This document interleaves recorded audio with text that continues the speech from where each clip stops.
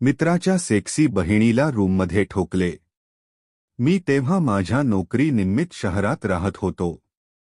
मी एका कंपनीत कामाला होतो। इकडे शहरात गावासारखे काही नसते। छोटी छोटी घरे, त्यातच दाटीवाटीने राहणारे लोक, बघेल तिकडे गर्दीच गर्दी आणि कोणाचा पायपोस कोणाला नाही। मी अशा वातावरणात कधी राहिलो नव्हतो। पण नंतर मग मला त्याची सवय झाली आणि मी कसाबसा ॲडजस्ट झालोच। माझ्या गावी माझा एक खूप चांगला मित्र होता। त्याचे नाव राजू होते। मी आणि तो शाळेत असल्यापासून एकत्र होतो। कॉलेजला पण आम्ही एकत्रच होतो। त्यामुळे आमची मैत्री खूपच चांगली घट्ट होती।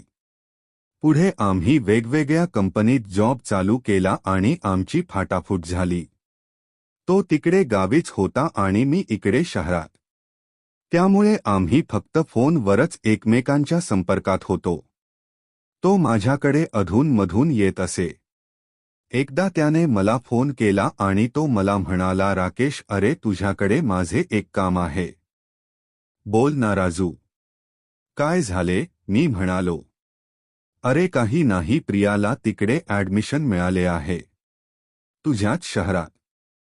तुला तर माहित आहेच ना की ते शहर किती मोठे आहे आणि तिथे मुलींना असे एकटे ठेवणे किती धोक्याचे आहे ते। त्यामुळे आमच्या घरचे असे म्हणतात की जर तुला काही अडचण नसेल तर प्रिया तुझ्या इथे राहिली तर चालेल का?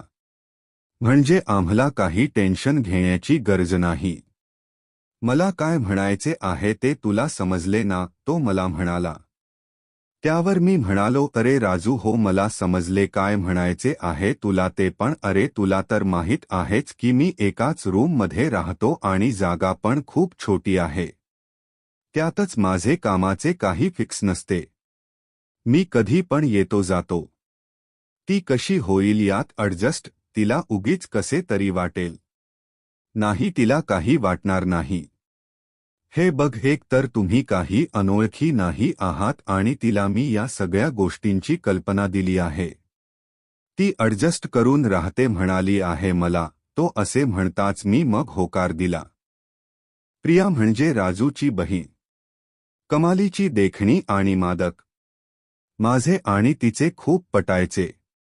ती तिच्या घरातील सगळ्या गोष्टी मला सांगायची जे राजू पण कधी सांगत नसे।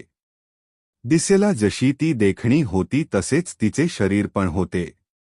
छातीचे उभार असतील की गांडीचा गोलाकार, नाकाचा तरतरेपणा असेल की घाया डोळ्याची जादू, सगळे कसे अगदी जिथल्या तिथे असल्याने तिला बघताच माझा सोटा वळवळ करू लागले। अशी ही प्रिया माझ्याकडेच राहायला येणार म्हटल्यावर मी मनोमन खूपच खुश झालो होतो। ती ठरलेल्या दिवशी आली पण तिला मी घेण्यासाठी स्टँडवर गेलो होतो।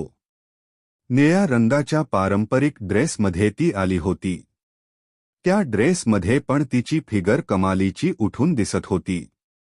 ते लेगिन्स असे काही घट्ट होते की त्यातून तिच्या गच्च मांड्या कधी एकदा बाहेर पडतो असे करत होत्या। ब्रामध्ये लपून बसलेले तिचे उरोज दुभत्या म्हशीची आठवण करून देत होते। तिला बघून मी वेडा झालो। तिला घेतले मी आणि माझ्या रूमवर आलो। तिला मी सगळे सेट करून दिले आणि तिचे पण रुटीन लावले। एच रूम असल्याने आणि ती माझी असल्याने मी बेडवर झोपत असे। ती स्वतःहूनच खाली झोपते म्हणाली होती मला, आणि तसेही मला खाली काय वाटेल ते करा पण झोप लागत नसे। त्यामुळे मी बेडवर आणि बेडवरच झोपत असे। आम्ही झोपलो की मी वरून तिच्याकडे बघत असे। तिची होणारी प्रत्येक हालचाल मला गर्म करत असे। तिला ते माहीत होते पण ती पण मुळात चालू स्वभावाची असल्याने तिला पण मी तिच्याकडे बघत असणे आवडतच होते। रोज रात्री टी शर्ट आणि नाईट पॅन्टमध्ये ती झोपत असे।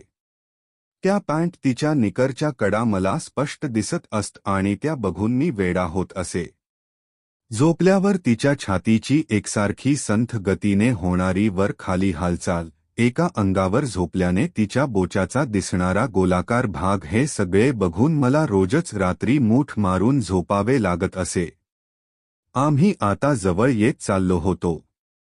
शेवटी काय झाले सांगतो ऐका. एकांतात एक पुरुष आणि स्त्री आले की त्यांच्यात जवळीक ही होतेच. आम्ही पण त्याला काही अपवाद नव्हतो. आम्ही पण असे काही जवळ आलो होतो की काही विचारू नका. एकमेकांना आम्ही आता तर अश्लील शेरेबाजी पण चालू केली होती. मुळातच तिचा चालू स्वभाव असल्याने तिला या गोष्टी करणे अगदी सोपे जात होते आणि तिला त्याची आवडत पण होती. ती पण माझ्या शरीराकडे आणि विशेषतः माझ्या सोट्याकडे निरखून बघू लागली होती. ती एकदा अंघोळ करून बाहेर आली आणि तिचा टॉवेल तिने इतका खाली लावला होता की त्यातून तिचे फक्त निप्पल्स दिसायचे बाकी होते. तिच्या गोयापान मांड्या मात्र पूर्ण उघड्या पडल्या होत्या. तिच्याकडे मी डोळे मोठे करून बघत होतो.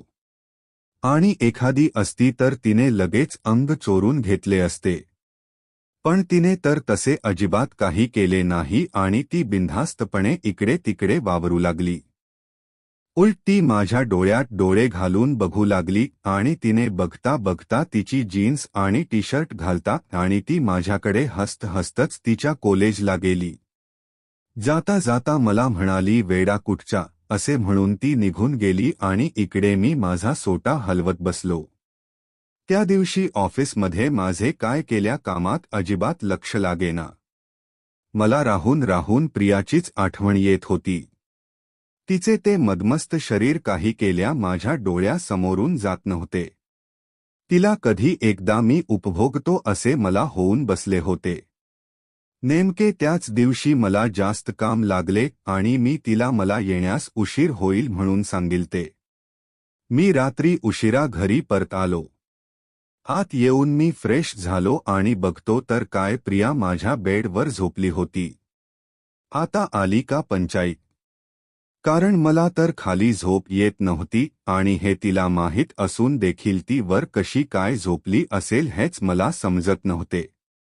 पण जेव्हा तिच्याकडे मी निरखून बघितले तेव्हा माझा हा राग कुठल्या कुठे पळून गेला होता.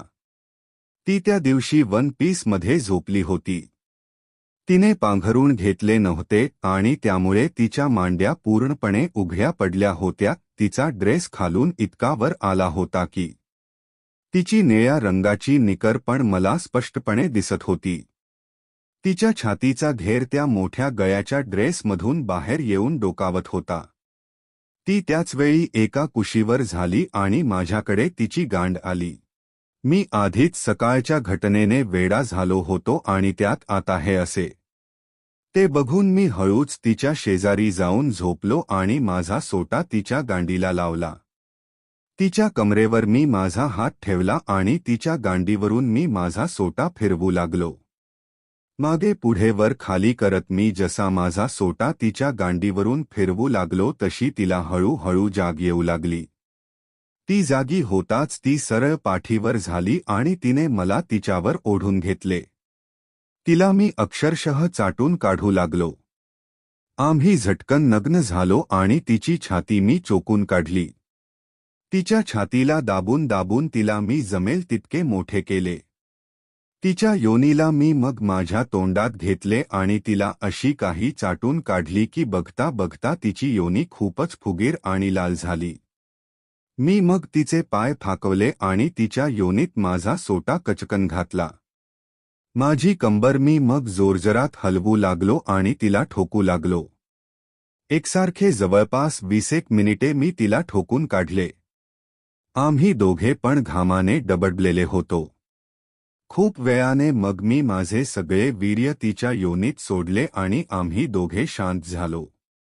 तेव्हापासून मी तिला रोजच नियमितपणे ठोकून काढू लागलो होतो. त्या रात्री तर तिला मी जवळपास 5 ते 6 वेळा ठोकून काढले होते. सकाळी उठल्या उठल्या पण मी तिला असा एक शॉट काढला की त्या दिवशी ती कॉलेजला गेलीच नाही. आम्ही आज देखील सकाळी आणि संध्याकाळी आलो की फक्त ठोकाठोकीच करत असतो. राजू आधेमध्ये रूमवर येऊन तिची चौकशी करून जातो.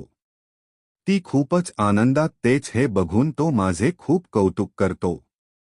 पण त्याला कुठे माहीत आहे की मी त्याच्या बहिणीला असे कोणते टॉनिक देतो की ती इतकी खुश असते ते.